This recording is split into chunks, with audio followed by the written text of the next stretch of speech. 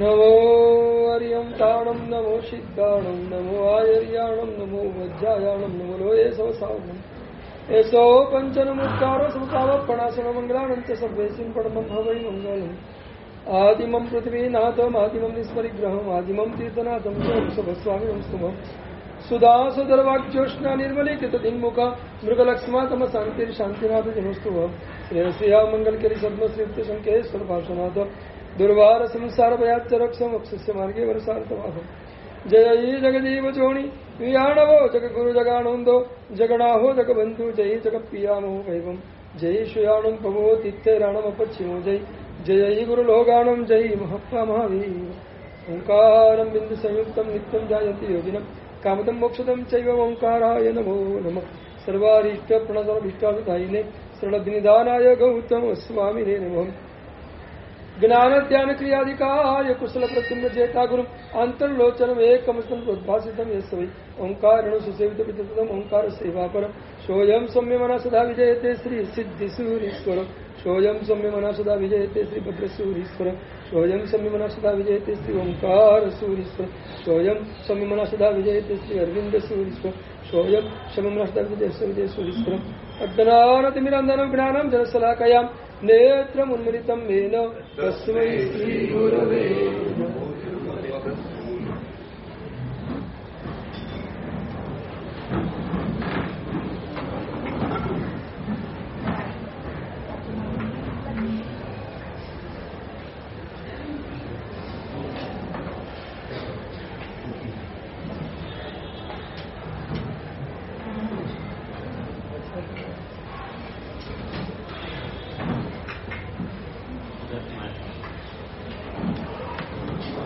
દીઠો સવિધિ જીનન સમાધિ રશ્ય ભરે હો લાલ વાસ્યો આત્મ સ્વરૂપ અનાદિનો વિસર્યો હો લાલ શકલ વિભાગ ઉપાધિ થકી મને ઓસર્યો લાલ સત્તા સાધન માર્ગ ભણી સંચર્યો હો લાલ.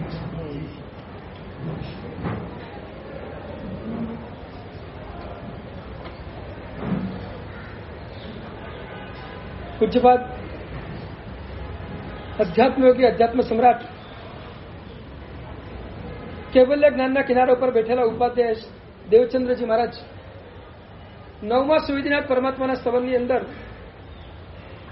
આપણને એક મજાની અધ્યાત્મ યાત્રા ઉપર લઈ જઈ રહ્યા છે. અધ્યાત્મ એ ભીતરથી ખુલે છે, અધ્યાત્મ બહારથી આવતું નથી. જ્યાં સુધી આપણું અંતર ખુલે નહીં ત્યાં સુધી અધ્યાત્મ આપણને મળી ન શકે. અંદર જોવું, અંદર રમવું અને અંદરના ગુણોને માણવા એનું નામ અધ્યાત્મ છે. જોવાનું પણ અંદર છે, રમવાનું પણ અંદર છે અને માણવાનું પણ બધું અંદર છે. બહાર કશું જ નથી. બહાર આપણે જે કંઈ માની રહ્યા છીએ આપણું અજ્ઞાન છે. મને બહારથી બધું મળી રહ્યું છે, મને બહારથી મજા મળી રહી છે એવી આપણી એકમાત્ર ભૂલ ભલેલી ભ્રમણા અને માન્યતા છે.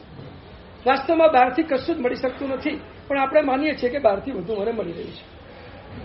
અને જ્યાં સુધી આ બહારથી મળે છે એમાં મને વધુ પડતો આનંદ લાગે છે અને એમાં હું સુખની માન્યતા કરું છું, ત્યાં સુધી અંદર જોવાનું બહુ મુશ્કેલ છે. ત્યાં સુધી અંદરનું તત્વ પકડાવું પણ બહુ મુશ્કેલ છે અને અંદરનું તત્વ નહીં પકડાય ત્યાં સુધી ભીતરનો આનંદ ક્યારેય પણ માણી નહીં શકાય. પરમાત્માનું શાસન આપણને મળ્યું છે અંદર જવા માટે, પ્રભુનું શાસન આપણને મળ્યું છે અંદરના તત્વને માણવા માટે. અને આપણી મુશ્કેલી એ થઈ છે કે અંદરનું ભૂલી અને બહારમાં જ આપણે રમી રહ્યા છીએ અને પૂતગલમાં જ સુખ છે એવી માન્યતામાં આપણે રમી રહ્યા છીએ. પૂતગલ ન મળે તો મને સુખ ન મળે આવી એક ભ્રમણા, આવી એક માન્યતા આપણા મગજમાં ઘર કરી ગઈ છે. એમ નહીં, આપણા લબ્ધિ મનમાં અનાદિકાળથી ઘર કરી ગઈ છે. આજથી નહીં. આ ભવની આ માન્યતા નથી, અનંત ભવોની આ જ માન્યતા છે. અને અનંત ભવોમાં આ જ માન્યતા લઈને આપણે ફર્યા છીએ. જે ભવમાં ગયા તે ભવમાં આપણે આપણા શરીરના સુખને કેન્દ્રમાં રાખી અને બધો પુરુષાર્થ કર્યો છે. આત્માના સુખને કેન્દ્રમાં રાખીને લગભગ પુરુષાર્થ નથી કર્યો. અત્યારે તમારો વર્તમાન કાળનો જે કંઈ પુરુષાર્થ છે એ પુરુષાર્થ પણ તમારા શરીરને કેન્દ્રમાં રાખીને જ ચાલી રહ્યો છે. આત્માને કેન્દ્રમાં રાખીને કોઈ પુરુષાર્થ બહુ ઓછો, થોડો ઘણો ચાલશે પણ બહુ ઓછો. મોટા ભાગનો પુરુષાર્થ શરીરને કેન્દ્રમાં રાખીને ચાલે છે. તમે સવારથી મળીને સાંજ સુધીના તમારા પુરુષાર્થને એક વખત બરાબર બાયફર્કેશન કરીને જોઈ લો કે તમારો પુરુષાર્થ જે કંઈ છે એના કેન્દ્રમાં શું છે. સવારથી માંડીને સાંજ સુધી જોઈ લો. એક જ ચીજ આવશે, શરીર, શરીર અને શરીર. કાં તો શરીર આવશે, કાં તો સ્વજન આવશે, કાં તો સંપત્તિ આવશે, કાં તો સામગ્રી આવશે, કાં તો શરીરનું સુખ આવશે. આ જ આવશે, બીજું કઈ આવશે? આમાં આ સિવાય બીજું કોઈ કેન્દ્રમાં છે જ નહીં. આ સિવાયનો મારે પુરુષાર્થ કરવાનો છે, લગભગ ભૂલાઈ ચૂક્યું છે. ધર્મ આરાધના કરીએ છીએ. હા, વાંધો નહીં.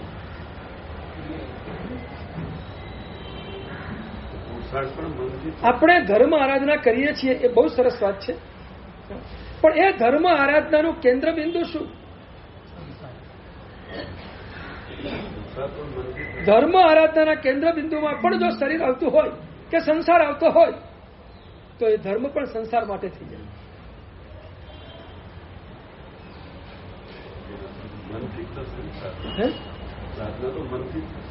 ચોક્કસ. શરીર અને મનથી, મન વચન કાયાના યોગોથી સાધના થાય. મનથી પણ થાય, વચનથી પણ થાય અને કાયાથી પણ થાય.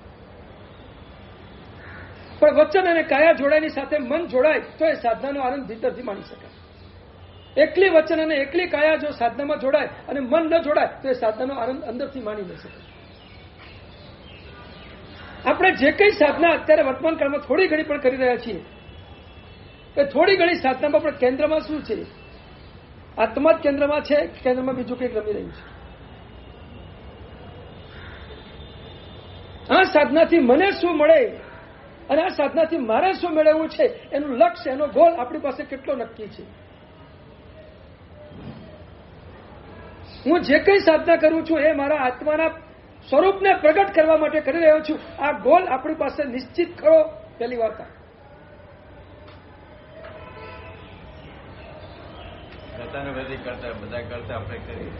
એ જ છે. એનો અર્થ છે કે અજ્ઞાનતાથી બધું થઈ રહ્યું છે. હજુ આપણી સાધનામાં આપણે જ્ઞાનને પણ જોડી શક્યા નથી, સમજણને પણ જોડી શક્યા નથી. સમજણ જોડાય, સમજણથી તત્વોની સમજ અંદરથી ખુલે અને સમજણ આવ્યા પછી શ્રદ્ધા આવે. સમજણ આવ્યા પછી તત્વનો હૃદયથી સ્વીકાર થાય અને સ્વીકાર થાય એટલે શ્રદ્ધા અને પછી તત્વનો બિલકુલ પરફેક્ટ નિર્ણય થાય કે આ જ સ્વરૂપ છે એવો નિર્ણય થાય અને નિર્ણય થયા પછી તત્વાનુભૂતિ તરફ આગળ વધે. અનુભૂતિ સુધી એમને પહોંચાતું નથી. અનુભૂતિ સુધી પહોંચવા માટે સમજણ, બોધ, સ્વીકાર, તત્વનો નિર્ણય આ બધું જરૂરી છે. આ બધું ન થાય ત્યાં સુધી અનુભૂતિ તરફ આગળ ન વધી શકાય. કારણ કે જેની તમને અનુભૂતિ થવાની છે તમે ઓળખતા જ ન હો તો અનુભૂતિ કેવી રીતે કરશો? આત્મતત્વને આપણે ઓળખતા જ નહીં હોય તો આત્મતત્વની અનુભૂતિ કઈ રીતે કરશું? બની શકે પૂર્વભૂમિના કોઈક સંસ્કારના બળ ઉપર કદાચ થઈ પણ જાય,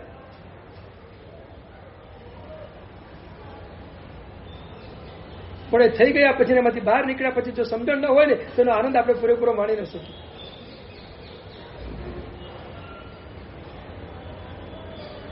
આપણો આખા દિવસનો પુરુષાર્થ અને પુરુષાર્થના કેન્દ્રમાં મોટે ભાગે શરીર છે. અમારા ભદ્રંકર સુરેશ્વરજી મહારાજ રજનીભાઈ દેવડીએ શત્રુંજય ગિરિરાજના અભિષેક કરાવ્યા લગભગ 2047ની સાલમાં. તો બધા કદાચ ગયા હશો ત્યાં, કારણ કે લાખો સાવક સાવિકાઓ ત્યાં આવેલા અને અદભુત આયોજન. શત્રુંજય ગિરિરાજના 18 અભિષેક, ગિરિરાજના 18 અભિષેક. 1900 વર્ષના ઇતિહાસને એ વખતે રજનીભાઈ અને શાંતિભાઈ રિપીટ કર્યો અને એ પ્રસંગે ઘણા બધા આચાર્ય ભગવંતો ત્યાં પધારેલા.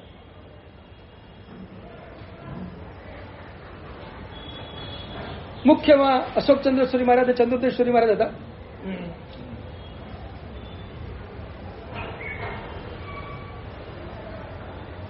અને આયોજનમાં અમારા ભદ્રંકર મહારાજ સાહેબ પણ પધારેલા. અમે પણ ગયેલા, બધા ગયા. વિશિષ્ટ આયોજન હતું. ભદ્રંકર સુરેશ્વરજી મહારાજ સાહેબની એ ટાઈમે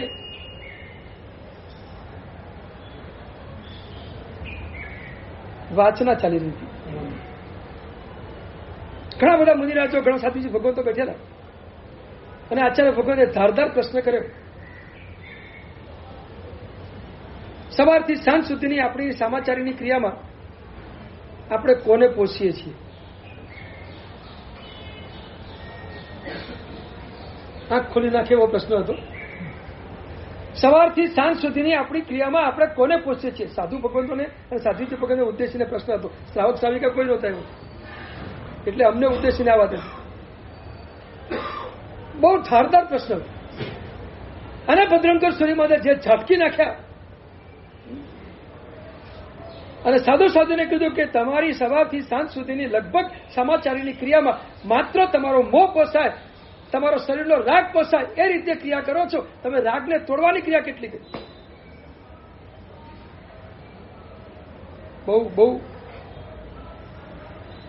આંખ ખોલી નાખે ને એવી એમની રજૂઆત ધારદાર. એમને સવારે ઉઠ્યા ત્યાંથી શરૂઆત કરી કે તમે પ્રતિક્રમણ કરો. એ પ્રતિક્રમણમાં તમે તમારા શરીરનું ધ્યાન રાખો કે આત્માનું ધ્યાન રાખો.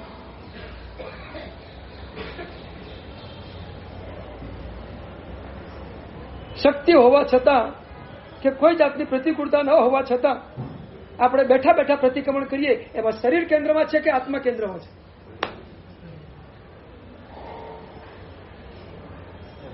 બીમારી હોય અને ન થઈ શકે એ વસ્તુ અલગ છે.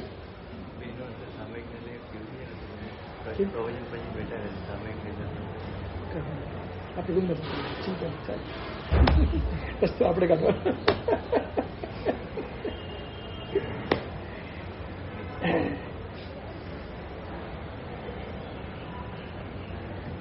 કેટલો મજાનો આ એક એમનું નિવેદન હતું કે સવારથી સાંજ સુધીની આપણી ક્રિયામાં આપણે લગભગ શરીરને કેન્દ્રમાં રાખીએ, શરીરના રાગને કેન્દ્રમાં રાખીએ, મોહને પુષ્ટ કરીએ. કઈ કઈ જગ્યાએ મોહ પુષ્ટ થતો નથી?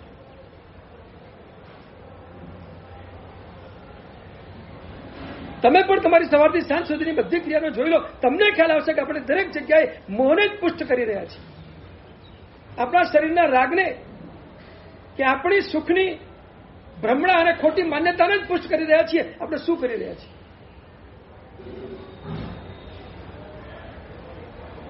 વાપરવા બેસીએ ત્યારે પણ આપણે શરીરને કેન્દ્રમાં રાખીને વાપરીએ અને આપણા શરીરના રાગને આપણે પુષ્ટ કરીએ છીએ.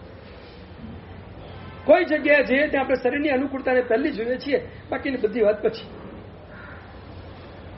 અને તીર્થયાત્રાએ જવું તો પહેલા તમે પૂછશો ભગવાન કેવા છે, એની ધર્મશાળા કેવી છે, ભોજનશાળા કેવી ચાલે છે? પહેલો પ્રશ્ન કયો? ભગવાન કેટલા ટોપ છે, દેરાસરમાં કેવી મજા આવે છે, એ બધું પછી. પેલા ધર્મશાળાની વ્યવસ્થા કેવી છે, બધું એટેચ છે કે નહીં, એસી છે કે નહીં, આ છે કે નહીં, કેટલી વ્યવસ્થા જોઈએ આપણે તીર્થયાત્રા જવા માટે. ટૂર ઉપર જાવ ત્યાં હું બોલતો જ નથી કઈ.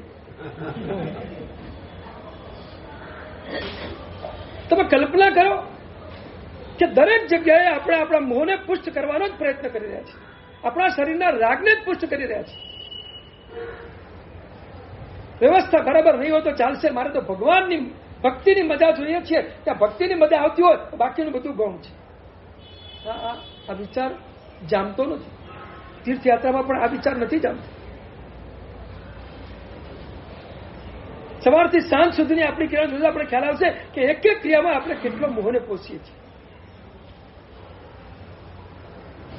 આત્માને કેન્દ્રમાં રાખવાના બદલે આ જીવનમાં આપણે શરીરને કેન્દ્રમાં રાખીને ચાલીએ છીએ. આ જ આપણી સૌથી મોટી કમનસીબી, આ જ સૌથી મોટી નબળાઈ છે. અને આ નબળાઈને થોડી ઘણી પણ આપણે ખંખેરી નહીં શકીએ તો ક્યારેય પણ અધ્યાત્મ જગતની યાત્રાએ જઈ નહીં શકીએ. જેને ઉપર જવું છે, જેને આત્મામાં રમવું છે, એને આત્માને કેન્દ્રમાં રાખવો પડશે. શરીરના કેન્દ્રમાં રાખશો તો આત્મામાં રમી નહીં શકાય.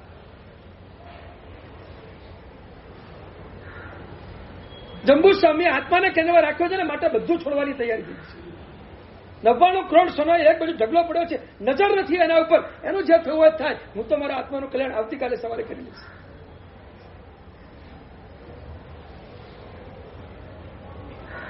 નવ્વાણું કરોડ સોનૈયા કોને કહેવાય? એનો ઢગલો પડ્યો છે, ઢગલો ઘરમાં, પણ નજર સુદ્ધા નથી જંબુ સ્વામીની.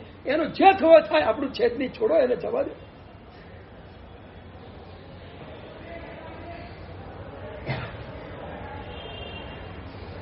આમ છોડવામાં સુખ છે કે મેળવવામાં સુખ છે? છોડવામાં સુખ છે કે મેળવવામાં સુખ છે? તમારી સુખ બુદ્ધિ ક્યાં છે? ત્યાગમાં કે ભોગમાં? છોડવામાં કે મેળવવામાં? સુખ બુદ્ધિ ક્યાં છે? આપણે સુખ બુદ્ધિનો સવાલ ચાલી રહ્યો છે. બીજી ઉપાધિને આપણે જોઈ રહ્યા છીએ. તો સુખ બુદ્ધિ, તમારા મનની અંદર સુખ બુદ્ધિ ક્યાં પડેલી છે એ મારે પ્રશ્ન કરવો છે. છોડવામાં કે મેળવવામાં? બસ પ્રશ્ન ત્યાંથી શરૂ કરો. પતી ગયું. સામગ્રી કે સંપત્તિ મળે એમાં આપણી સુખની બુદ્ધિ છે, છૂટે એમાં આપણી સુખની બુદ્ધિ નથી. તો અધ્યાત્મ જગત ખુલશે કેવી રીતે? આ સંપત્તિ ઉપરનો રાગ, આ સામગ્રી ઉપરનો રાગ, આ શરીર ઉપરનો રાગ, એમાં રહેલી આપણી સુખની બુદ્ધિ આપણને મિથ્યાત્વને પુષ્ટ કરે છે. બીજું કરશે કરશે. આ બધી જ સુખની બુદ્ધિના કારણે સતત આપણે આપણા મિથ્યાત્વને પોષી રહ્યા છીએ. આપણને ખબર પણ નથી કે આપણું મિથ્યાત્વ કઈ રીતે તગડું બની રહ્યું છે. તગડું બની રહ્યું છે, તગડું. જે મિથ્યાત્વને ઉડાવી દેવા માટે આ પ્રભુના શાસનમાં આપણે જન્મ્યા. હું તો એથી આગળ વધીને કહું, પરમાત્માનું ચવન કલ્યાણક અને પરમાત્માનો જન્મ કલ્યાણક થાય એટલે મિથ્યાત્વના પાયા હલવા માંડે. અને મિથ્યાત્વ કરવાનો થાય, બસ અમને ઉડાવનાર વ્યક્તિ આ જગત ઉપર અવતરી ગયું છે. પરમાત્માનું જવન, પરમાત્માનું ચવન ને પરમાત્માનો જન્મ એ મિથ્યાત્વ કર્મને ઉડાવી દેવા માટે છે. પરમાત્માના ચવન કલ્યાણ કે પરમાત્મા જન્મ કલ્યાણની ઉજવણી આપણા મિથ્યાત્વને તોડવા માટે છે. પ્રભુ તમે રાત્રે 12:30 વાગે મધ્યરાત્રિએ જન્મ પામ્યા છો એ તમારી ઘટના એમને એમ કહે છે કે મધ્યરાત્રિએ તમારો પ્રકાશ એટલે અમારા હૃદયના અંધારામાં પણ તમારો પ્રકાશ.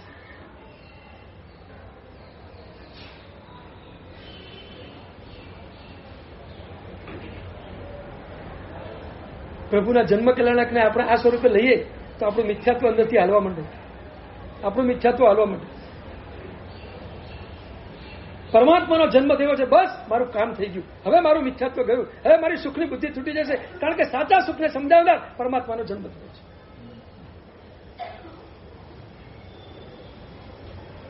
પ્રભુના જન્મને આપણે કઈ રીતે લઈએ? વરઘોડો કાઢીએ અને બપોરે મીઠાઈ મોઢું મીઠું કરી લઈએ એટલે પ્રભુનો જન્મ કલ્યાણ પૂરું થઈ ગયું. બસ પ્રભુના ચવન અને જન્મને એ રીતે માણો કે બસ હવે મને અંદરથી સ્પર્શ્યું છે, મારું મિથ્યાત્વ તૂટશે.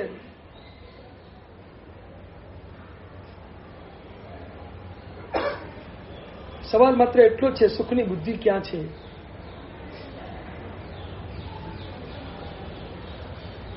અને અત્યારે તો હું તમને એ જ સમજાવવા બેઠો છું કે બધું તમે છોડી દો એની વાત હમણાં નથી કરતો, પણ જે છોડવાનું છે એના ઉપર સુખની બુદ્ધિ ક્યારે પણ ન કરો, આટલું જ કેવું છે. જે વસ્તુ અહીંથી મૂકીને જવાનું છે એના પ્રત્યે ક્યાંય સુખની બુદ્ધિ ન કરો, આટલું તો કમસે કમ કરો. આટલું તો કરો કમસે કમ.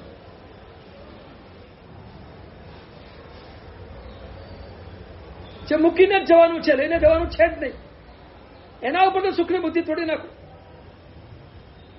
99 કરોડ સોનાયા પડ્યા હોય ને જંબુ સ્વામીને એના પર સુખની બુદ્ધિ જ ક્યાંય ન થાય. 8 પત્નીઓ સામે બેઠી હોય છતાં એના ઉપર ક્યાંય સુખની બુદ્ધિ ન થાય. શું વૈરાગ્ય છે?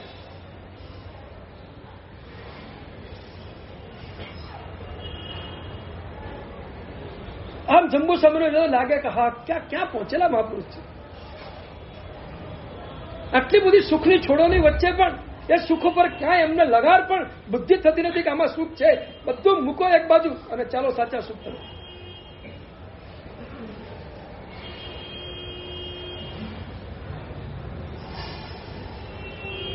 સંપત્તિમાં હજી સુખની બુદ્ધિ તૂટતી નથી. અપેક્ષા એમ કહું, ₹1,00,000 દાન સહેલું છે, પણ ₹1,00,000 કમાવાની તકને ગુમાવી દેવી બહુ અઘરી છે.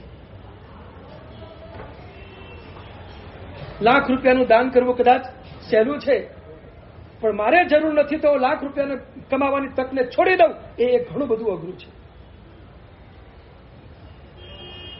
કારણ કે સુખની બુદ્ધિ તૂટી નથી, માટે છોડી શકાતું નથી.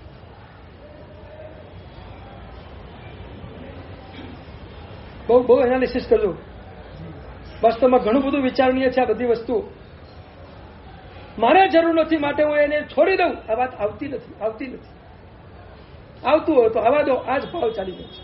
આવતું હોય તો આવા, જતું કરવું નથી. અને કદાચ માની લો કે ચલો પુણ્યના ઉદયથી આવી ગયું તો નક્કી કરો હવે વધારે જરૂર નથી, માટે એને છોડીએ, નથી જોઈતું, જવા દો.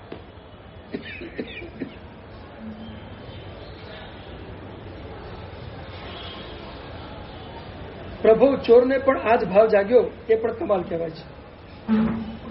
પહેલા તો કન્ફ્યુઝ થઈ ગયો કે સાલું સાચું શું, હું આ મેળવવા આવ્યો છું એ સાચું, કે આ છોડે છે એ સાચું. ત્યાં થોડો કન્ફ્યુઝ થયો. સાચું કહું, સાધુ ભગવાનના દર્શનમાં ક્યારે કન્ફ્યુઝ થાવ છો? સાધુ ભગવાનના દર્શનમાં ક્યારે કન્ફ્યુઝ થાવ છો કે સાલું આ સાચું કે હું કરું છું એ સાચું? આવું કન્ફ્યુઝન થાય છે? એ વિચાર નથી આવતો ને.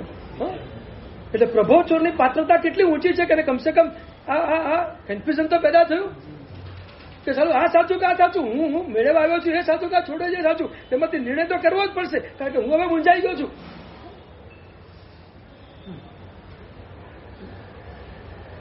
મોહમાંથી બહાર નીકળવા મૂંઝાવું એ સૌથી પહેલી ઘટના છે.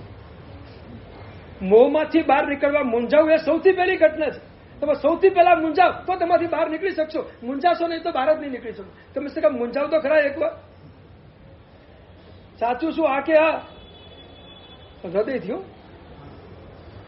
જે કંઈ કરો હૃદયથી કરજો.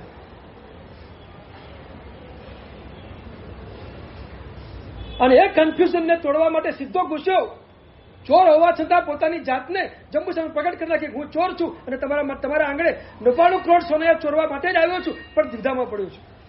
હું દ્વિધામાં પડ્યો છું. તમે છોડો છો, લેવા આવ્યો છું, મને સમજાતું નથી સાચું શું ક્યાં છે. હું ચોર છું એ કન્વિન્સ કરી દીધું. હું ચોર છું. ચોર સામે ચડીને રાત્રે 12:30 વાગે એમ કે હું ચોર છું, તમારા ઘરમાં ચોરી કરવા માટે જ આવ્યો છું. કોઈ આગળ પાછળનો વિચાર, મારું શું થશે, કોઈ વિચાર.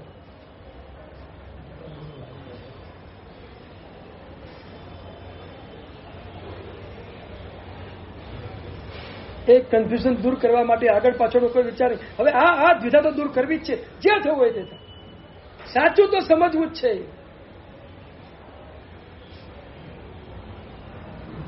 અને જેવું જંબુસ્વામીએ સમજાવ્યું કે આ બધું છોડવામાં જ સુખ છે, મેળવવામાં રાખવામાં ક્યાંય સુખ નથી, એના પ્રત્યેનો રાગ વધતો જ જાય અને આપણે ઓર ડૂબતા જ જઈએ. માટે છોડવા જેવું છે બધું. અને બેસી ગયું મગજમાં બેસી ગયું. કન્ફ્યુઝન દૂર થયું અને કન્વિન્શન શરૂ થયું. સ્વીકારી લીધું. તમે કહો છો એ જ તત્વ સાચું છે.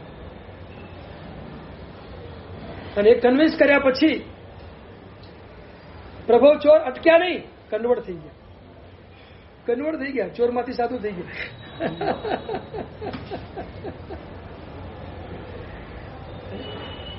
બહુ મજાની 3 ચીજ છે. પહેલા કન્ફ્યુઝ થાવ, પછી કન્વિન્સ કરો અને પછી કન્વર્ટ થાવ. પહેલા કન્ફ્યુઝ થાવ, પછી કન્વિન્સ કરો અને પછી કન્વર્ટ થાવ. બસ પતી ગયું. જીવનનું માર્મિક રહસ્ય તમને પકડાઈ ગયું. હવે આથી વધારે શું મેળવવાનું છે? પ્રભુ ચોર થઈ ગયા, અણગાર થઈ ગયા, સાધુ પતી ગયું, કન્વર્ટ થઈ ગયા. ચોરમાંથી સીધા સાધુ. અને એક રાતમાં બધો ચમત્કાર, એક રાતનો ચમત્કાર. કેટલી વાર લાગી બોલો? સમજ્યા પછી છોડતા કેટલી વાર લાગી? સ્વીકાર્યા પછી છોડતા કેટલી વાર લાગી? તો તમે છોડી નથી શકતા એટલે સ્વીકાર નથી કે હજી કન્ફ્યુઝન પેદા થયું નથી? ક્યાં છો બોલો? ક્યાં છો? હજી કન્ફ્યુઝન જ નથી. અને એટલે છૂટતું નથી. અધ્યાત્મનો માર્ગ પ્રભુએ એટલો બધો અદભુત આપ્યો છે કે ગમે તેમ કરીને છોડો.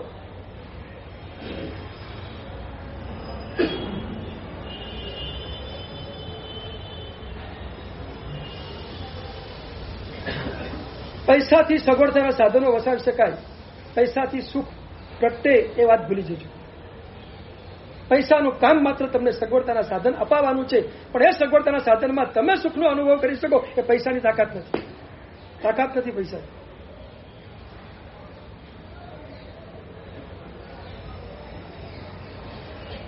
પૈસા હોય એટલે કેન્સર ન થાય.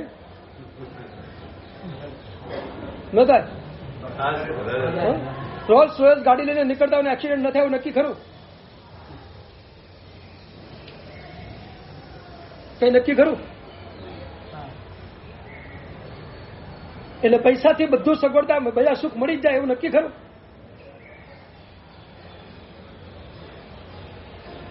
છે જ નહીં. માત્ર માનવાનું છે એમ કે પૈસા હોય એટલે બધું મળી જાય. છોડી દો, કઈ નથી. પૈસાથી મળતું હોત ને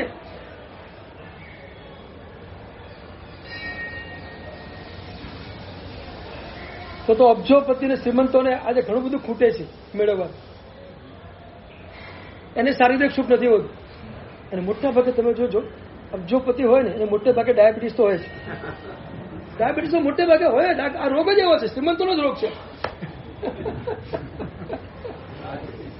એમ જ કહેવાય છે. લગભગ ડોક્ટર પણ એમ જ કે આ શ્રીમંતોનો જ રોગ છે મોટે ભાગ. એ આખા ગામને મીઠાઈ ખવડાવી શકશે પણ પોતે નહીં ખાઈ શકે. એને નહીં મળે એ સુખ એની પાસે નથી. એટલે પૈસાથી મળી જાય એ કલ્પના છોડી દો. તમે તમારું પુણ્ય જાગતું હશે તો પુણ્ય દ્વારા તમે કદાચ સુખનો અનુભવ એ પદાર્થોમાં વ્યવહારિક દૃષ્ટિએ કરી શકશો. વ્યવહાર એટલે પૈસાથી માત્ર સગવડતાના સાધનો વસાવી શકાય, પૈસાથી સુખ મળી શકે એ કલ્પના ખોટી જ છે. તમને એક જગ્યાએ પ્રૂફ કરી આપો કે પૈસાથી તમને સુખ મળ્યું. એક જગ્યાએ પ્રૂફ કરી આપો.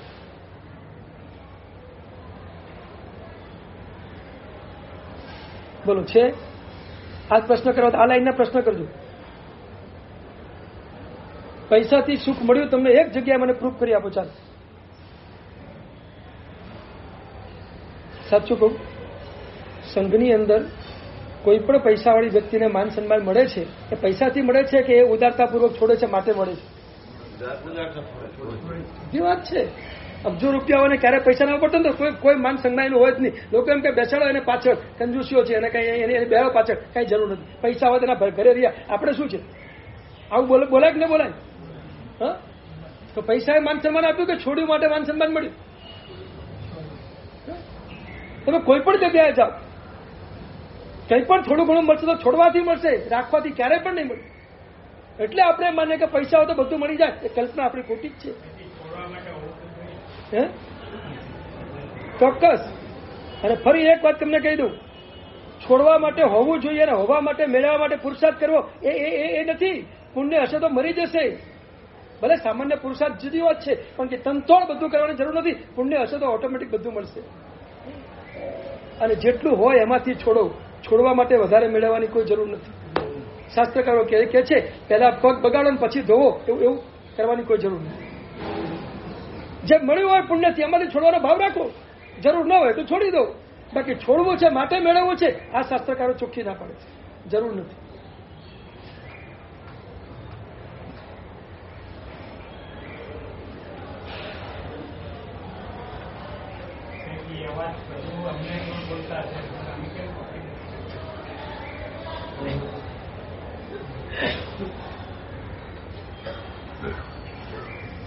જેને આંખે પાટો ન બાંધેલો હોય એને બધી વસ્તુ દેખાય, અને આંખે પાટો બાંધ્યો હોય એને આગળ કઈ વસ્તુ દેખાય નહીં.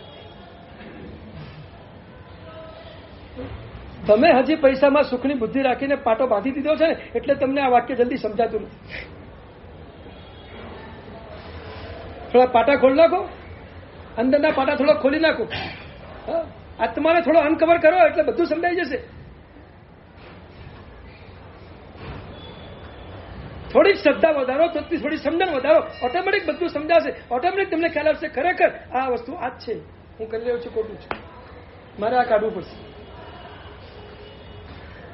તમે હજારો સેંકડો દાખલાઓ જો, અબજોપતિ હોય, અરે ખરબોપતિ હોય, પણ શું એને સુખ છે? એક વાત પૂછું, તમારી પાસે પૈસો વધારે કે દાઉદ ઇબ્રાહિમ પાસે પૈસો વધારે?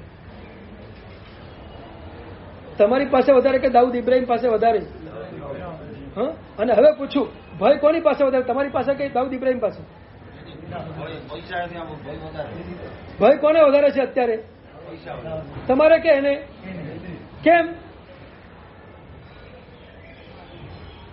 આટલો બધો પૈસા લઈને બેઠો છે પણ ચારે બાજુથી ભય જ છે એને. એને બચવા માટે અહીંથી જવું પડે, ક્યાંથી ક્યાં ભાગવું પડે, અને ગુપ્તવાસમાં રહેવું પડે, અજ્ઞાતવાસમાં રહેવું પડે. કોઈને ખબર પડી જાય તો ત્યાં જ બોમ્બ બાલ્ટિંગ શરૂ થઈ જાય. આટલું હોવા છતાં એને નિશ્ચિંતા છે. અને 99 કરોડનો માલિક આમ ઢગલો પડ્યો છે, કોઈ ચિંતા નથી. આનું જે થયું હોય તે મારે શું છે નિશ્ચિંતા જંબુ સ્વામી.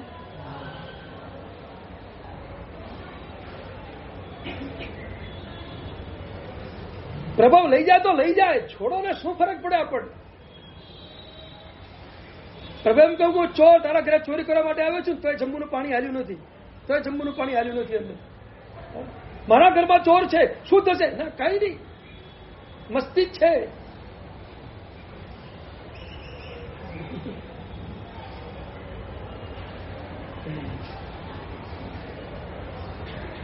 એક ચંપલ ખોવાઈ જાય તો કેટલા દિવસ ખાવું ના ભાઈ?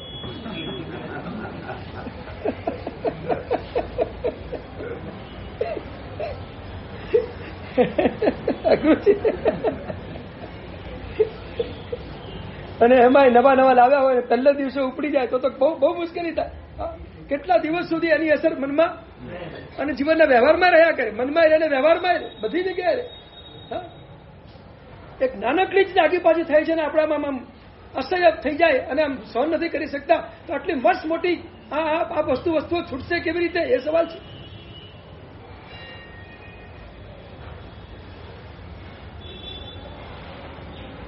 પદાર્થ માત્ર અને પૈસો માત્ર સગવડતાના સાધન આપે, પુણ્ય તમને થોડું સુખ આપી શકે, અને પરમાત્મા સમાધિ આપે. પરમાત્માનું કામ સમાધિ આપવાનું છે. ભગવાન આદિનાથે એમના 98 પુત્રોને સમાધિ આપી દીધી. છોડો બધું, મારી પાસે આવી જાય. બાહુબલીને તો થોડી વાર પછી કહ્યું, પહેલા મેં કહ્યું, અને ભવિષ્ય બધા બાકી નહોતી, 98 ને બાકી ગઈ. એટલે એક જણા કે ભગવાને કીધું કે આ બધું છોડો, આ સુખનું કારણ નથી, અહીંયા આવી જાઓ, સુખ જોતું હોય તો આવી જાઓ. 98 દીક્ષા આપી દીધી, બધાને કેવળ જ્ઞાન થઈ ગયું અને સુખી થઈ ગયા. પતી ગયું કામ, ચપટી વગરના કામ પૂરું.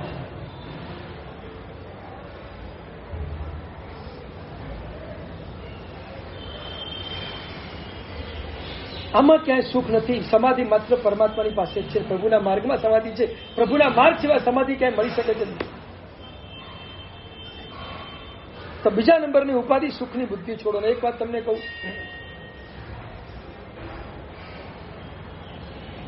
ભર્તૃહરિ એની પત્ની એને દગો આપ્યો.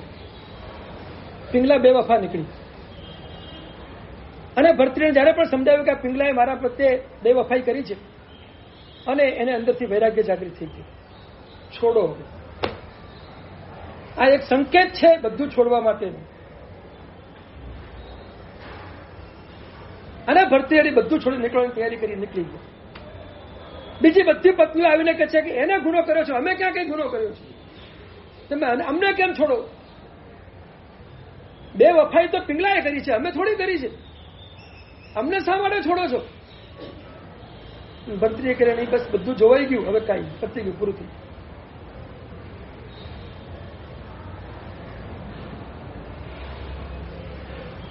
ઘટના પ્રત્યેનો વૈરાગ્ય નહીં, કે ઘટનાથી વૈરાગ્ય નહીં, પણ ઘટનાથી આવેલો વૈરાગ્ય એવો હોવો જોઈએ કે સમગ્ર પૂતગલ જગત ઉપર વૈરાગ્ય ચાલે.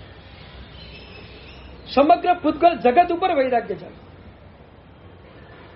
હવે કોઈ પૂતગલ સાથે સંબંધ રાખવો જ નથી.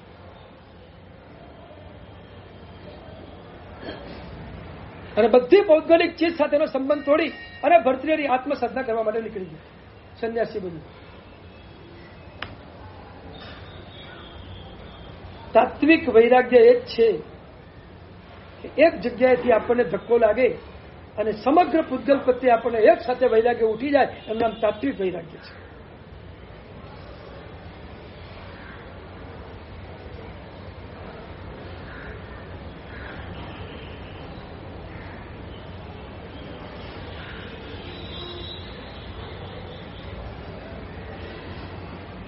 એક ઘટના ઉપરથી આખો સંસાર આવો જ છે એવી સમજણ પ્રગટવી એ તાત્વિક વૈરાગ્યની નિશાની છે.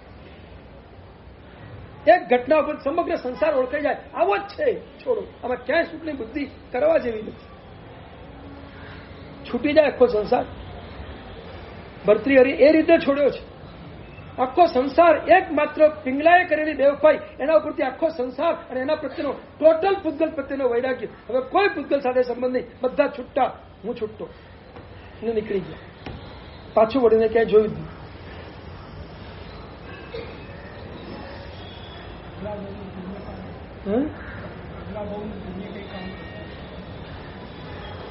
આગલા ભવના પુણ્ય કરતા આગલા ભવની સાધના કામ કરે છે. બધું છોડવા માટે ને વૈરાગ્ય જાગૃત કરવા માટે સાધના જ કામ કરે.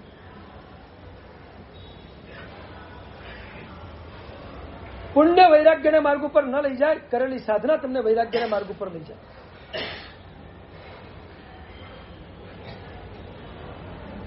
પુણ્યાનુબંધી પુણ્ય તમને વૈરાગ્યના માર્ગે લઈ જાય, પણ એ પુણ્યાનુબંધી પુણ્ય એક સાધનાથી પેદા થાય છે, માટે સાધનાના સંસ્કાર એ તમને વૈરાગ્યના માર્ગે લઈ જાય.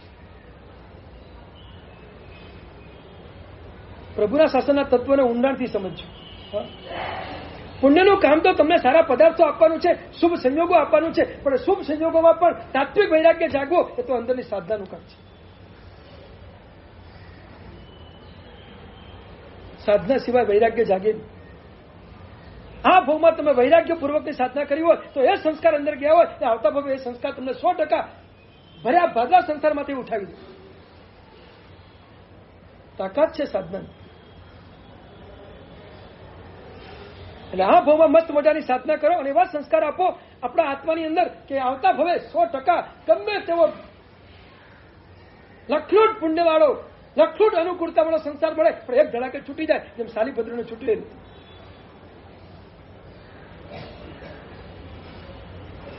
એ પૂર્વભવની સાધના કામ કરે છે. છોડવાના સંસ્કાર સાલીભદ્રે પૂર્વભવમાં જે રીતે અંદર નાખ્યા, એ સંસ્કાર અને સાલીભદ્રના ભવમાં એવા કામમાં આવ્યા કે બધું છોડીને નીકળવાનો ભાવ જાગ્યો. આગલા ભવમાં માત્ર ખીર છોડી અને બીજા ભવમાં બધું છોડી. આ છોડવાના સંસ્કાર, આ વૈરાગ્ય, નિરાશંસ ભાવે કરેલો ધર્મ કેટલો કામ કરે છે. આવતા ભવે 100% તમને બધું છોડાવ્યું.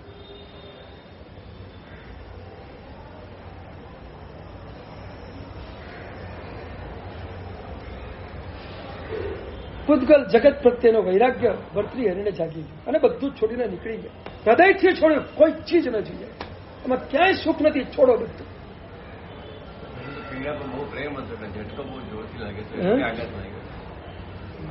આવું ન બોલો, આ બાજુવાળા સાંભળ છે, તમને ઘરમાં નહીં આવવા દે, રહેવા દો. આવું ન બોલો, મુશ્કેલી થશે તમારે. મારે તો કમાતો નથી કે હું તો અહીંયા બેઠો ઉપાસનામાં. ઝટકો જોરથી લાગ્યો, પ્રેમ કોઈને કરતા નથી, એમને ઝટકા જોરથી લાગે નહીં.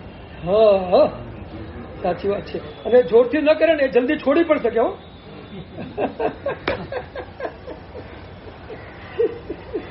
તમને વધુ પડતો રાગ ન તો જલ્દી છૂટી જાય. એનો તો નાનકડી અમારી વાત સીધી અસરકારક બની જાય, સીધો ઉભો થઈ જાય.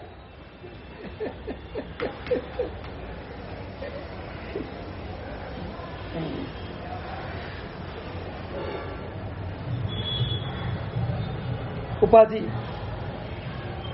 સકલ વિભાવ ઉપાધિ થકી મને ઓસરી હો લાલ. આ ઉપાધિઓ પ્રત્યે આપણું મન ઉઠવા માંડે. પહેલી ઉપાધિ આપણે જોઈ હતી મારાપણાનો ભાવ, બીજી ઉપાધિ આપણે જોઈ હતી સુખ બુદ્ધિ. ક્યાંય પૂતગલ જગતમાં કોઈ જગ્યાએ સુખ બુદ્ધિ કરવા જેવી નથી.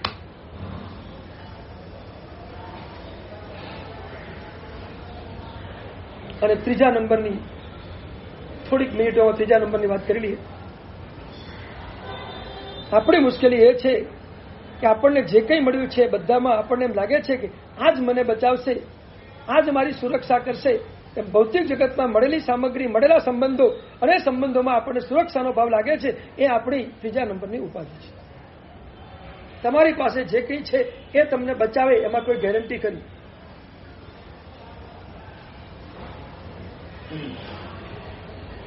તમારી પાસે જે કંઈ છે તમને બચાવશે. હે,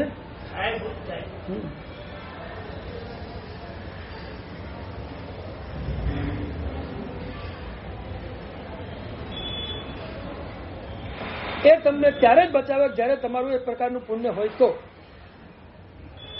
મૂળમાં પુણ્ય ન હોય તો આ કોઈ ચીજ તમને બચાવવાની તાકાત ધરાવતી નથી.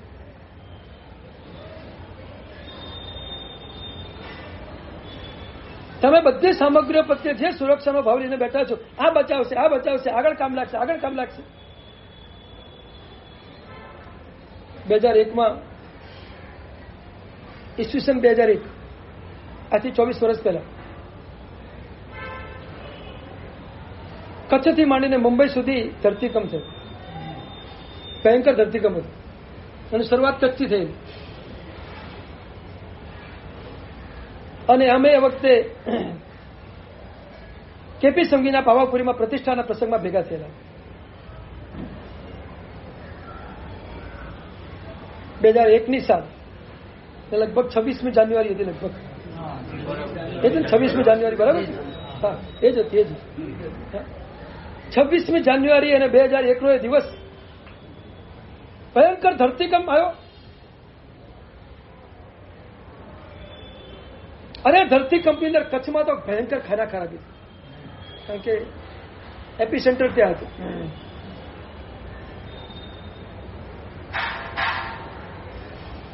અને કચ્છની આ ખાના ખરાબી જોઈને કુમારપાળભાઈ બધાની મદદ કરવા માટે, સહાય કરવા માટે પહોંચી ગયા ત્યાં. કુમારપાળ પરંતુ સેવાનું વ્રત છે, આવો કોઈ પણ પ્રસંગ બને એટલે દોડીને પહોંચી જાય, જાતની ચિંતા ન કરે, પહેલા સેવાનું કામ.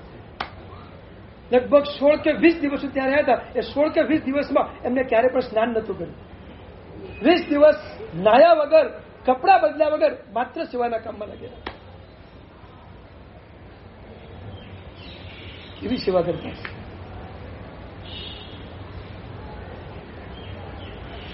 અને અમે પાવાપુરીની પ્રતિષ્ઠામાં હતા. પ્રતિષ્ઠા શરૂ થવાનો આગલો દિવસ હતો આજે.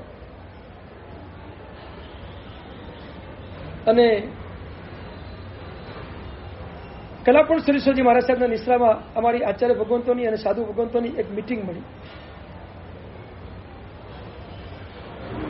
આટલું ભયંકર વાતાવરણ જયારે દેશમાં સર્જાઈ ગયું હોય અને એ વખતે આપણે આ મહોત્સવમાં જલસા કરીએ, લોકોની નિંદાનું કારણ બને. આ પોઈન્ટ ઉપર બધા ભેગા થયા. ચર્ચાનો મુદ્દો આ જ હતો કે હવે આમાં શું કરી શકાય. પ્રતિષ્ઠા પ્રસંગ નજીક જ આવી ગયો છે, આવતીકાલથી જ શરૂ થાય છે, હવે કેવી રીતે બદલી શકાય એ સવાલ. બધી એજન્સીઓ અપાઈ ગઈ હોય, બધી એજન્સીઓ કામે લાગી ગઈ હોય, પૈસા પણ બધા મોટા ભાગના ચૂકવાઈ ગયા હોય, આવતીકાલથી બધું શરૂ થવાનું હોય, એટલે હવે બિલકુલ બંધ કરી દેવું એ તો યોગ્ય નથી. રસ્તો શું કાઢવો? ચિંતન ચાલી રહ્યું હતું. અને એ વખતે આચાર્ય ભગવાને કીધું કે બીજું તો કદાચ ન થઈ શકે, પણ આપણે જે પરિવાર તરફથી આયોજન છે, કેપી સંઘવી પરિવારને બોલાવીને વિનંતી કરીએ, બીજું બધું તમે કશું ઓછું ન કરી શકો તો ભોજન તો રોજે રોજ બને છે, એમાં તમે કંઈક ઘટાડો કરો, એમાં ઓછું કરો, એમાં જેટલી બને એટલી સાદગી લાવો.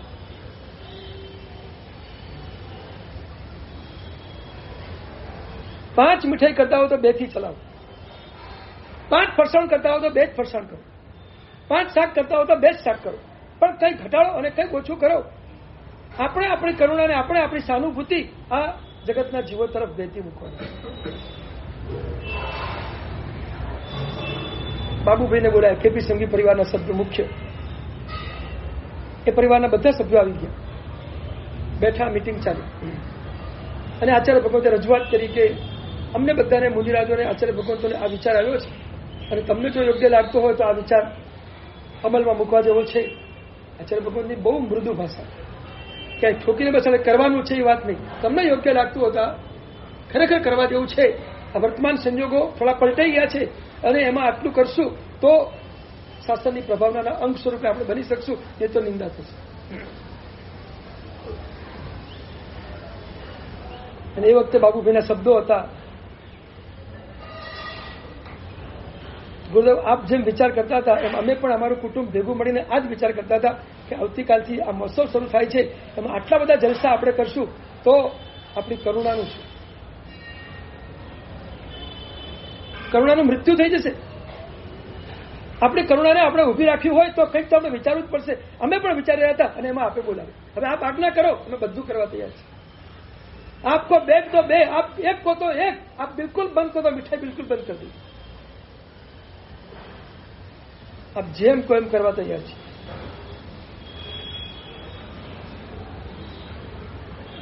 આચાર્ય ભગવતે સમજાવીને 2 મીઠાઈની વાત સ્વીકારાવી કે 2 રાખો, 2 થી વધારે. એક મહાત્માએ થોડોક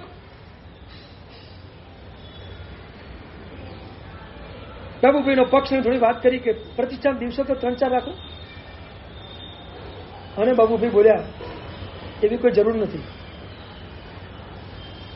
પ્રતિષ્ઠાના દિવસે તો ખાલી લાપસીથી પણ પ્રતિષ્ઠા થઈ શકે છે, તો મીઠાઈની જરૂર ક્યાં છે આટલી બધી? અને ત્યાર પછીના પહેલે દિવસે એ કચ્છના એ ધરતીકંપમાં જે કંઈ ખુવારી થઈ હતી એના માટે જે મોટું ભંડોળ ઊભું કર્યું, બાબુભાઈએ સૌથી પહેલા 2 કરોડ રૂપિયા લખાયા. શરૂઆત 2 કરોડથી કરી. અને પછીના એક એક પ્રસંગોમાં મારા ભાઈ વતી 25 લાખ, આના વતી 10 લાખ, આના વતી 15 લાખ, આના વતી 25 લાખ, એક એક છોકરાના નામે એક લાખ રૂપિયા, એક એક પુત્ર વધુના નામે 5 લાખ રૂપિયા લખાવતા જ ગયા. અને એમ કરીને જે ભંડોળ ભેગું થયું 5 કરોડ રૂપિયા. અને 5 કરોડ રૂપિયા કચ્છમાં કુમારભાઈને મોકલ્યા. અને 5 કરોડ રૂપિયા હાથમાં આવ્યા પછી કુમારભાઈએ કામ કર્યું.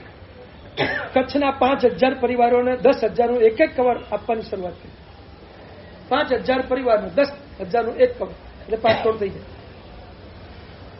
વ્યવસ્થા શરૂ થઈ ગઈ. એક એક વ્યક્તિને બોલાવીને આપવાની શરૂઆત કરી. કવર રાખો. ઘણા બધાને કવરો આપ્યા. એક ભાઈને બોલાવ્યા, ભાઈ આવ્યા અને કુમારપાળભાઈએ કીધું કે 10,000નું કવર રાખો. કુમારભાઈ રાખો, મારે એની જરૂર નથી, મારે કોઈ જરૂર નથી. પણ કુમારભાઈ કે તમારું મકાન પડી ગયું, તમારી પત્ની ગુજરી ગઈ, તમારા પરિવારમાં હવે કોઈ રહ્યું નથી, કમસે કમ 10 રાખો, તમને કામ લાગશે. અને ભાઈ કે કુમારપાળભાઈ એક કામ કરો, આપણે હમણાં ભુજમાં બેઠા છીએ, ભુજમાં ખાના બી વધારે થયું. ભુજમાં બેઠા છીએ, આ ભુજમાં જ મારું મકાન છે, આપ મારા મકાન સુધી પધારો. અને 2-3 ગલીઓમાંથી પસાર થઈને એ ભાઈ કુમારભાઈને પોતાના ઘર સુધી લઈ ગયું. એક ગલીના નાકા ઉપર એમનું ઘર હતું. 4 માળનું મકાન હતું. 4 માળનું મકાન, 4 માળનો બંગલો, અને આખો ધરાશાયી થઈ ગયો. અત્યારે કાટમાળ જ પડે તો બધું. અને ભાઈએ કીધું કુમારભાઈ આ મકાન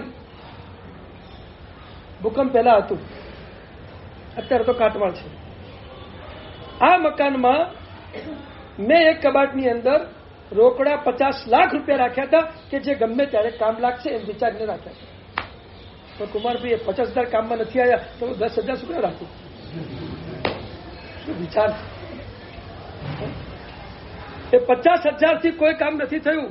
આજે હું એમને બેઠો છું, એક પણ પૈસો મારી પાસે નથી. એ 50,000 આ ભૂકંપમાં મને મારી પત્ની બચાવવા કામ ન લાગ્યા, મારો પરિવાર બચાવવા કામ ન લાગ્યા, મારો મકાન બચાવવા માટે કામ ન લાગ્યા, તો 10,000 આગળ કામ લાગશે. એ વિચાર છોડી દો, મારે કઈ જરૂર નથી. આગળ કામ લાગશે. તમારો વિચાર શું હોય છે? આગળ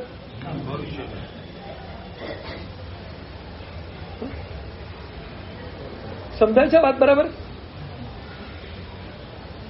આવી ઘટના બને ત્યારે તમારી પાસે ગમે તેટલું કયું કામ લાગે? એક ચીજ તો બતાવો, કયું કામ લાગે? કઈ ચીજ કામ લાગે? તો પણ એના ઉપરથી અવિશ્વાસ આવતો નથી, વિશ્વાસ ઉઠતો નથી. તો હજી એમ લાગે છે કામ લાગશે. શું કામ લાગશે? પણ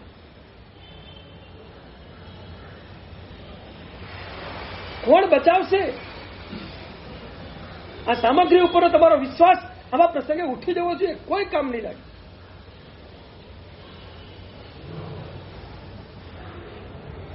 કંડલામાં વાવાઝોડું હતું અને વાવાઝોડામાં કંડલાના દરિયા કિનારે જેટલા માછીમારીઓ હતા ને એ બધાને બહુ અસર થઈ. કોઈના પતરા ઉડી ગયા, કોઈનું કઈ ઉડી ગયા, અને કેટલી વ્યક્તિઓ તો મૃત્યુ પણ પામી. એક ભાઈની પત્ની મૃત્યુ પામી.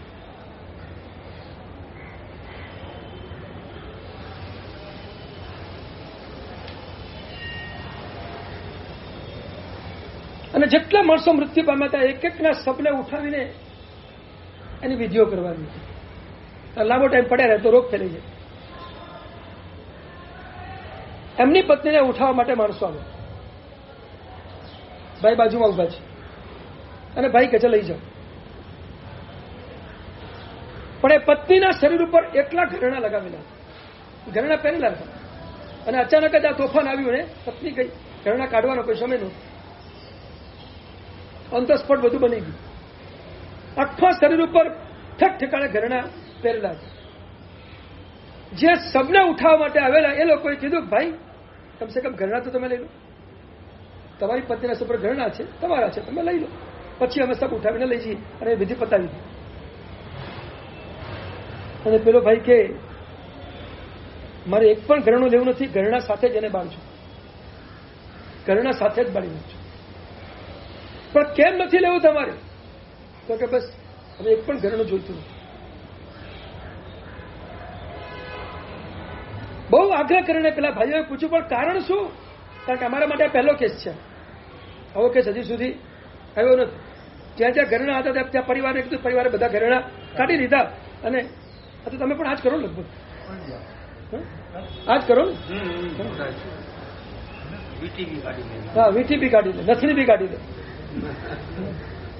બધું કાઢી લે, એક ચીજ ના રાખે. હા, બધું કાઢી લે.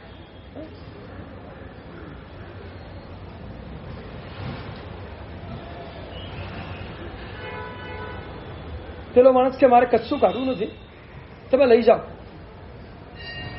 પેલા ફરી ફરીને વિનંતી કરે છે ભાઈ આ તો લઈ લો કમસે કમ. તો કે ના મારે રાખવું જ નથી ને. પણ કેમ? હવે પૂછે પેલા પ્રશ્ન કરે કેમ કેમ ના પાડો છો? અને પેલાનો જે જવાબ છે મસ્ત જવાબ છે. એને એટલું જ કીધું કે આ બધા ઘરેણા જ્યારથી ઘરમાં આવ્યા છે ને ત્યારથી ઘરમાં અશાંતિ ઊભી થઈ છે. એમાં છેલ્લી અશાંતિ આની વિદાય.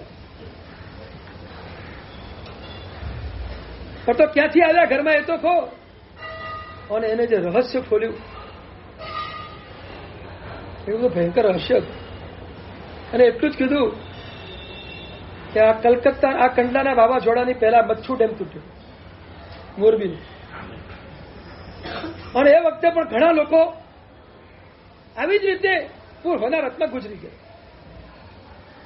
અને ઘણી બધી લાશો રસ્તા ઉપર ફરતી થઈ ગઈ. અને એમાં અમારા જેવા ચોર લૂંટારાઓ ત્યાં આગળ પહોંચી ગયા.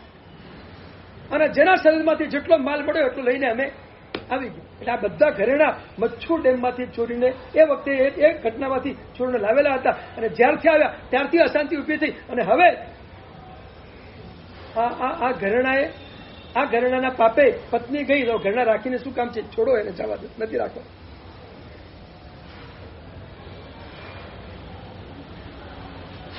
કોણ બચાવશે?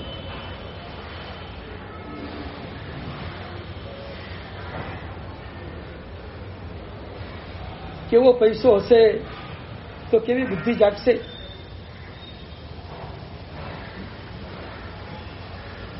સુરક્ષાનો ભાવ બધા પદાર્થો પ્રત્યે આપણે ખૂબ રાખ્યો છે. હવે એને છોડી દો. બચાવશે તો પરમાત્મા જ બચાવશે, બચાવશે તો પુણ્ય જ બચાવશે. એ સિવાય બીજું કોઈ બચાવનાર આપણને કોઈ છે જ નહીં.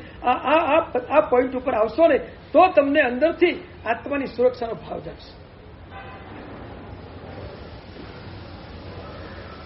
અનધિકારથી આપણી તો એક જ ધારણા છે, બસ હું બચું તો મારા આનાથી બધું બચું, બાકી મને કોઈ બીજું બચાવી ન શકે. બહુ સરસ મજાનો શ્લોક પરમાત્મા પાસે આપણે બોલીએ છીએ, અન્યથા શરણમ નાસ્તિ ત્વમેવ શરણમ મમ તસ્માત કારુણ ભાવેન રક્ષ રક્ષ. બસ અન્યથા શરણમ નાસ્તિ. પ્રભુ મને બચાવનાર આ જગતમાં બીજું કોઈ નથી. એકમાત્ર તમારી અચિંત્ય શક્તિ એ જ મને બચાવી શકે. મારા આત્માના ભાવો એ જ મને બચાવી શકે. બીજું કોઈ મને બચાવી શકે એમ નથી. આવો જગતના પદાર્થો પ્રત્યેનો સુરક્ષાનો ભાવ આપણે અંદરથી છોડી દઈએ.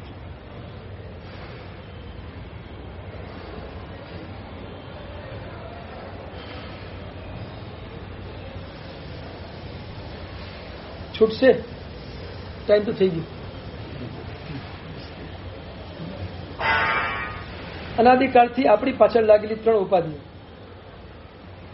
ખ્યાલ આવી ગયો બરાબર? પહેલી કઈ? પરમાં મારાપણાનો ભાવ. બીજી કઈ? પરમાં સુખની બુદ્ધિ. ત્રીજી કઈ? પર દ્વારા સુરક્ષાનો ભાવ. 3 પદાર્થ ક્લિયર કરી નાખજો. આપણી સુરક્ષા માત્ર પ્રભુથી છે. આપણી સુરક્ષા આપણા પોતાના શુભ અને શુદ્ધ ભાવોથી છે. આપણા પોતાના ભાવો જયારે શુદ્ધ ન બની શકે ત્યાં સુધી આપણી સુરક્ષા ક્યારે પણ હોઈ શકે. સુરક્ષાનું આધાર બિંદુ જગતના પદાર્થો કે જગતની સામગ્રીને નહીં બનાવતા સુરક્ષાના આધાર બિંદુ તરીકે તમારા શુદ્ધ ભાવોને અને પરમાત્માને બનાવજો, દેવ ગુરુને બનાવજો. એ જ આપણી સુરક્ષા કરી શકે. કે જે પોતાની સુરક્ષા કરી શક્યા છે એ આપણી સુરક્ષા કરી શકે. જેની પોતાની કોઈ સુરક્ષાની ગુંજાઈશ નથી એ તમારી શું સુરક્ષા કરશે?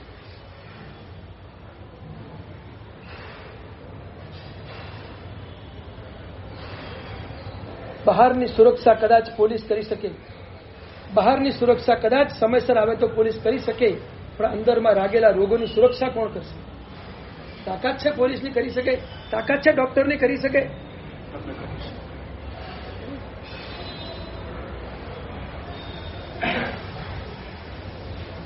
ટ્રીટમેન્ટ પણ આપણને સ્વસ્થતા ત્યારે જ આપી શકે છે કે આપણા સાતા વેદનીય કર્મનો ઉદય હોય તો જ, નહીં તો ગમે તેવો પ્રખ્યાત ડોક્ટર હોય ને તો પણ એ આપણને સ્વાસ્થ્ય આપી શકે.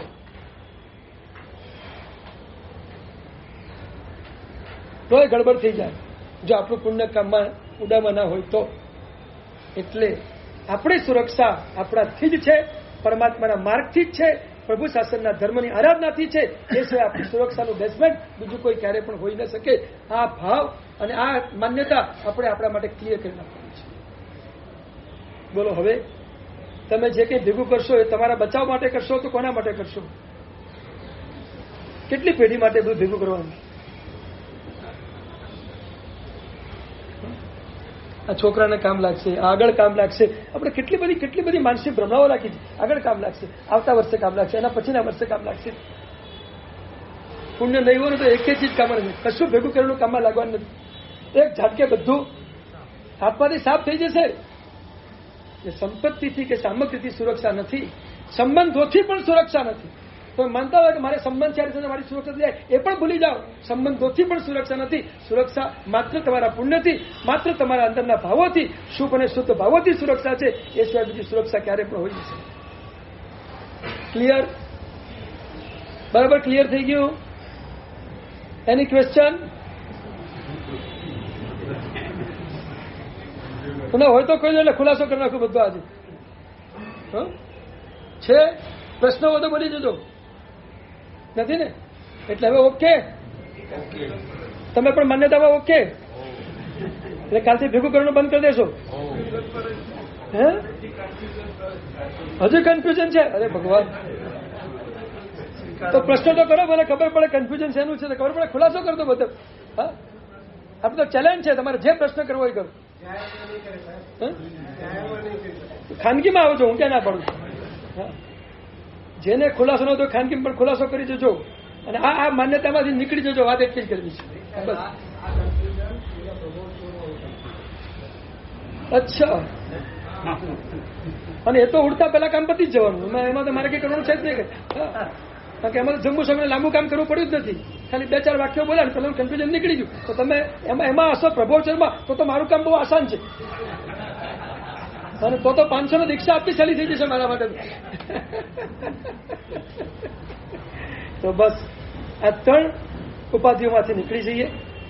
બસ સકલ વિભાવ. હવે વિભાવની થોડી વ્યાખ્યા કરવી છે.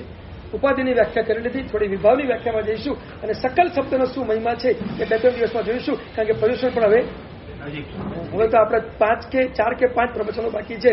એ 4-5 પ્રવચનો મારા વિભાવ અને સકલ આ 2 શબ્દો ઉપર, અને એમાંથી મન ઉઠી જવું એટલે શું, મન ઉઠી જવાની પ્રક્રિયા શું બતાવે છે, એનો એક અદભુત પદાર્થ તમને કહેવાનો બાકી છે. આ એક પંક્તિ પૂરી કરીશ અને છેલ્લે 4થી પંક્તિ પણ ઝડપથી પૂરી કરીશ. 2 પંક્તિ મારે હજી 4-5 દિવસમાં પૂરી કરવાની છે. પણ પહેલી ગાથા તો કમસે કમ પર્યુષણ પહેલા પૂરી કરી દેવી છે. પછી બીજી ગાથામાં આપણે પ્રવેશ કરશું. બહુ જ તાત્વિક માર્ગ બીજી ગાથાથી શરૂ થાય છે. એકદમ ઊંડાણનો માર્ગ બીજી ગાથાથી શરૂ થાય છે. આખો જ્ઞાતા દ્રષ્ટા ભાવ અને જ્ઞાયક ભાવ કઈ રીતે પ્રગટ કરવો એની અદભુત વાતો દેવચંદ્રજી મહારાજે બીજી ગાથામાં જે માર્ગ આપ્યો છે, તાત્વિક માર્ગ બીજી ગાથામાં જે ખોલ્યો છે, એ બધો અદભુત છે. પણ એ બધું પરિશ્રમ પછી. અત્યારે તો આટલું જ.